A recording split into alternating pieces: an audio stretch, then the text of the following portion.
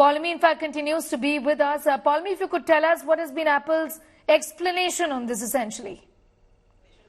Well, this is basically on the website. As I've been telling you, these are the details of what Apple says could be a threat notification when you receive it. What are you to make of it and understand of it when, of course, you receive any such notification. Moa Moitra, Priyanka Chaturvedi, now Shashi Tharoor has also confirmed. Pawan Khera of the Congress Party has also confirmed that he has received this threat notification. All clearly seeming to receive this notification within the last couple of hours, Neha. As I'm pointing out, within the last few hours, some of them last night, some this morning, and who are confirming the same on, in fact, their social media handles as well. Now, what this basically says about Apple threat notifications and protecting against state-sponsored attacks.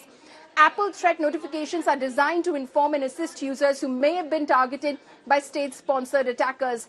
Apple threat notifications are designed to inform and assist users who may have been targeted by state-sponsored attackers. These users are individually targeted because of who they are or what they do. So individuals are targeted. It's not institutions or entities as a whole. Unlike traditional cyber criminals, state-sponsored attackers apply exceptional resources to target a very small number of specific individuals and their devices, which makes these attacks much harder to detect and prevent. So it's not a full-scale, large attack where, millions are, in fact, attacked in a way that their data is secured from some government website or otherwise, as you may have heard previously. This is specific individuals, which makes it very difficult to detect it as well because each individual is individually targeted. State-sponsored attacks are highly complex, cost millions of dollars to develop, and often have a short shelf life. So it's probably an attack to compromise some of your data, pull it out immediately and move out of that attack before you know about it. But Apple, of course, seems to have some mechanism to alert you about the fact that you may have been compromised. The data on your phone may have been compromised. The vast majority of users will never be targeted by such attacks. So basically, again, a small group, specific individuals, probably for a very specific reason. If Apple discovers activities consistent with a state-sponsored attack, we notify the targeted users in two ways. A threat notification is displayed at the top of the page after the user signs into their Apple ID. Apple sends an email and an iMessage notification to the email addresses and phone numbers associated with the user's Apple ID. So this is what Apple has said.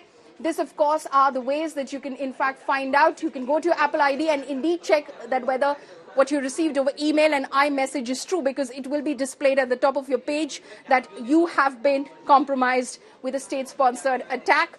They're very well funded, is what Apple says, sophisticated, evolve over time.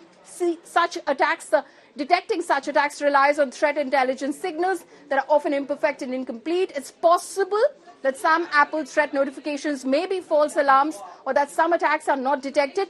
We are unable to provide information about what causes us to issue these threat notifications, as that may help state-sponsored attackers adapt their behavior to evade detection in the future. So this is what Apple says. It says it will not send any sort of links that you need to click on, open files, install apps in the threat notifications it sends. If Apple has sent you a threat notification, it will be clearly visible at the top of the page of your Apple ID after you sign in. And these are the methods. Update devices to the latest software, as that includes the latest security fixes. Protect devices with a passcode. Use two-factor authentication and a strong password for Apple ID. Install apps only from the App Store, which is the iPhone-specific App Store. Use strong and unique passwords online. Don't click on links or attachments from unknown senders. So some of the measures that Apple lists out in terms of how users whose phone security has been compromised can protect themselves in the future.